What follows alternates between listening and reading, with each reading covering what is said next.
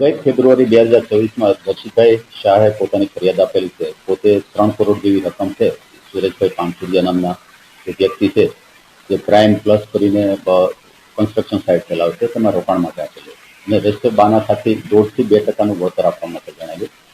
શરૂઆતમાં એને થોડો સમય માટે વળતર આપેલું અને બાદ પછી વળતર બાબતે વાતચીત કરતા સુરેશ પાનસુરિયાએ કોઈ સંતોષકારક જવાબ આપ્યો નથી. આ બાબતે એને અવારનવાર કહેવા છતાં તેને વળતર બાબતે કોઈ પ્રત્યુત્તર નહીં મળતા તેણે પોતે ફરિયાદ નોંધાવી છે અને સુરેશ પાનસુરિયા તેમજ તેના બીજા અન્ય 3 ભાઈઓ અને પોતાના દીકરાના નામનું જે બાના ખત છે તેનું નામ કરેલું આપેલું છે. તેમણે આ બધું ચીટિંગની ફરિયાદ અને સાથે જીપીઆઈડીની ફરિયાદ આપેલી હતી.